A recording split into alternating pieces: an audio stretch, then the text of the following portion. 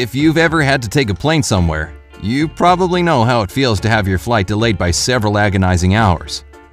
But imagine being stuck at the airport for a whopping 18 years. Well, one man didn't have to imagine at all, because that's exactly what happened to him. Mehran Karimi Nasseri, also known as Sir Alfred Mehran, stayed in Terminal 1 of Paris's Charles de Gaulle International Airport from August 1988 to July 2006. Before his 2-decade stay at the airport, Nasseri's life was nothing out of the ordinary. He was born in Iran in 1943 to a middle-class family, and he had a pretty typical childhood. When he was 30, he went abroad to study at the University of Bradford in the UK, and 3 years later, he went back home. Nothing too special until you find out what led up to his extended stay within the walls of the Parisian airport. Now, it's kind of hard to get the story straight because Nasseri has changed the details so much. According to him, he'd been exiled from Iran and had his citizenship revoked because of his political views. Whatever the case, the man asked for political asylum from Iran. For 4 years, he got nothing but rejections from different European countries. But in 1981, and the UN High Commissioner for Refugees in Belgium granted Nasseri official refugee status. He could now request citizenship in any European country, and after Nasseri had spent several years in Belgium, he decided that he'd move to the UK. His decision was connected with a family secret. Basically, Nasseri was already an adult when his mother told him that he wasn't her real son.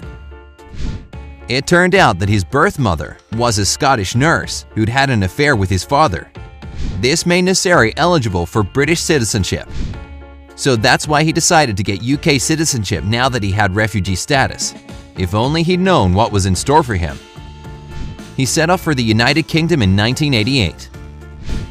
First, Nasseri traveled to Paris, where he caught a plane to London. And that's where things started to get murky. When he arrived at Heathrow Airport, he didn't have his refugee papers with him. Nasseri claimed that they'd been stolen on a train when he was on his way from Belgium to Paris. The craziest thing is, nobody could figure out how on earth the man had managed to get on a plane to London. It was an international flight, and you can't just fly to another country without a valid passport and visa. Well, whether it was the airport or airline staff, somebody made a huge mistake. So, here he was, in London, but unable to leave the airport since passport control wouldn't let him through without his papers. I guess they let him fly back to France without his documents, because that's exactly what he did. And thus, we've come full circle. Upon his arrival at Charles de Gaulle Airport, things really started getting weird.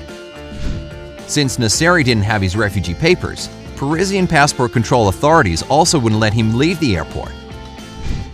He even got arrested and spent some time in the airport jail for attempting to enter the country illegally. But since his situation had no obvious solution, he was released. Now, usually when a person has lost their papers, they get sent back to their home country since they don't need a passport to enter. But remember, Nasseri was stateless, so he couldn't fly home.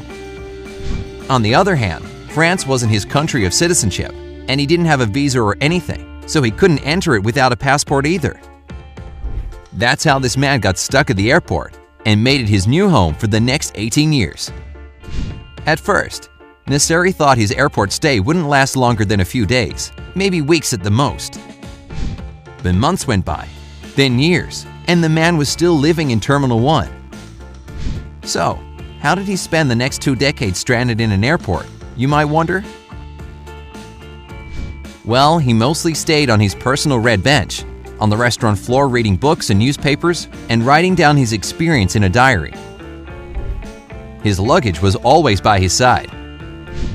And the airport provided him with everything he needed: bathrooms, showers, and even laundry services. He had his meals in the food court, and he was surrounded by stores. So when you think about it, whatever he could possibly need was literally a step or two away. As for how he had money to support himself all this time, well, For the first few years, he lived on his savings. But once his story spread around, concerned and generous people started sending him some money. Towards the end of his stay, Nasseri published his autobiography, which also brought him some cash. Besides, he got $250,000 from DreamWorks after they made a movie called The Terminal, which had been inspired by his story. By the way, have you seen this movie? Let me know down in the comments. But all that happened later. Meanwhile, Nasseri's story started to attract journalists from all over the world. It turned out that he could potentially receive new papers. But of course, there was a catch. For Belgium to reissue them, he had to be there in person. It was too risky to send such important documents through the mail. Besides, what kind of address is Red Bench Terminal 1, Charles de Gaulle International Airport, you know? Just imagine this vicious cycle. You can't leave the airport without documents, but you can't get new documents without leaving the airport. And that wasn't the only problem. According to Belgian law, if a refugee leaves the country after they've been accepted, they can't come back.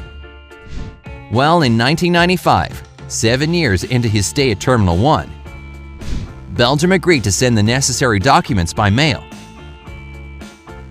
On top of that, France even granted Nasseri a residence permit. But the man was still unhappy because, in his opinion, his new documents were fake.